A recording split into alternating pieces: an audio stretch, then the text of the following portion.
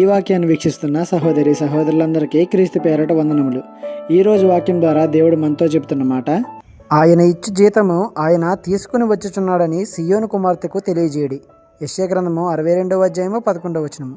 దేవుని నిమిత్తం మనం చేసే ప్రతి పనికి దేవుడు మనకి జీతం ఇస్తాడు. అంటే దీన్ని బట్టి అర్థం చేసుకోవాల్సిన విషయం ఏంటంటే, మనం దేవుని పని చేసేటప్పుడు ఎలాంటి హృదయం కలిగి చేస్తున్నామో అనేది చాలా ప్రాముఖ్యం. దానిని బట్టి మన జీతం లెక్కించబడుతుంది. దేవుని పని అందరూ చేస్తారు, కానీ ప్రేమతో చేసేవారు కొందరే, ఆసక్తితో చేసేవారు కొందరే, భయభక్తులతో చేసేవారు కొందరే, దేవుని కోసం చేసేవారు కొందరే. కానీ మనుషుల మెప్పు కోసం దేవుని పని చేసేవారు అనేకులు. పేరు ప్రఖ్యాతుల కోసం, డబ్బు కోసం, హోదా కోసం దేవుని పని చేసేవారు అనేకులు. నీ పనిని బట్టే నీకు జీతం నిర్ణయించబడుతుంది. రానయ్యున్న యేసయ్య రాక మానడు. ఆయన చేత పట్టిన జీతం నీకు ఇవ్వక మానడు. కాబట్టి దేవుని విషయంలో, దేవుని పని విషయంలో నమ్మకమైన వారుగా తీర్చిదిద్దబడాలి మనం. ఈ చిన్న సువార్త పరిచర్యలో మీ సహోదరులు. God bless you. ఆమేన్.